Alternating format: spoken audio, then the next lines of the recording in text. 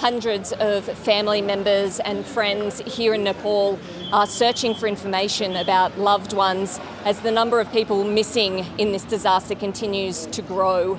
An Australian man is joining their ranks. He's just flown in here trying to find out information about his missing wife. Bhavan Patel's wife, Reshma, was one of 11 Australians who'd just completed a pilgrimage to Mount Kailas. The group's last known location was at the Immigration Office at the Tibet-Nepal border on Wednesday, minutes before the disaster struck. Australia's ambassador to Nepal, Simon Ernst, says it is possible there could be more Australians missing as the embassy is still working through reports. It's understood the Australian government has received 400 calls about the disaster. So the process is that we're advised here in Kathmandu of Australians that were known to be in the area, but we've also had friends, family members in Australia indicating they have not had contact with. So sometimes those individuals match up, sometimes they're new cases. The worst hit areas are still largely inaccessible. When the glacier broke off, sending tons of ice, rock and debris into the river and triggering this catastrophic flash flooding, it wiped out roads and bridges. The extent of the damage is impeding rescue efforts and aid delivery. At the moment, supplies are being flown in by helicopter to the isolated areas. Very restrictive, and this is a highly treacherous terrain there, all mountains, and even it's not easy to fly helicopters in that area. There has been good news for one Australian family. A 26-year-old woman who was believed to be missing yesterday made contact with her parents. It's understood she likely still has several days of trekking ahead of her as she tries to exit the flooding zone from the isolated area where she currently is. Natalie Whiting reporting from Kathmandu there. And earlier we spoke to Assistant Immigration Minister Matt Thistlethwaite and about the missing Australians.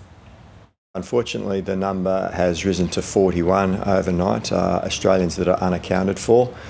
We're working through our DFAT staff on the ground in Kathmandu to try and make contact with as many Australians as possible that we know are missing. If there are any next of kin or Australians who have information regarding relatives or loved ones that are missing, we're calling on them to please contact 1300 555 135 and register with the Department of Foreign Affairs and Trade so we can work with them to try and locate their loved ones. Yesterday I held 2 online forums, one with the Nepalese community, one with the Tibetan community, to outline the latest situation, to advise of the support that Australia is providing, the $5 million in humanitarian aid, and the best way for us to keep in contact with them. We're providing them with the latest information through our officials.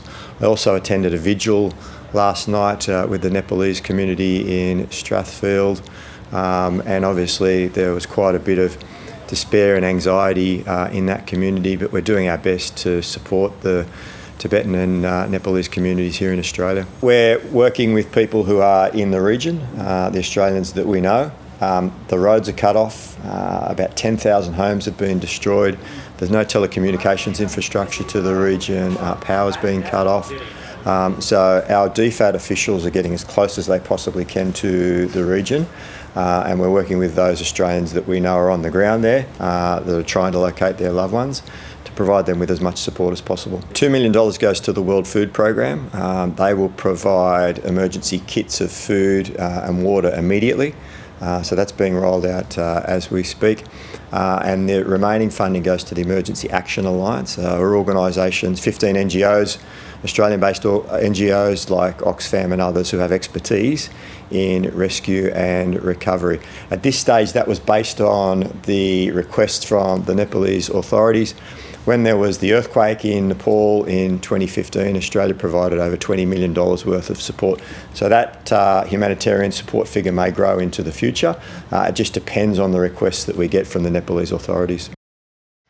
That's Assistant Immigration Minister Matt Thistlethwaite there, and Australians in need of emergency consular assistance should contact the Department of Foreign Affairs and Trade's 24-hour Consular Emergency Centre. If you're inside Australia, that number is 1300 555 135. If you're overseas, the number is +612 6261 3305. Those numbers there on your screen.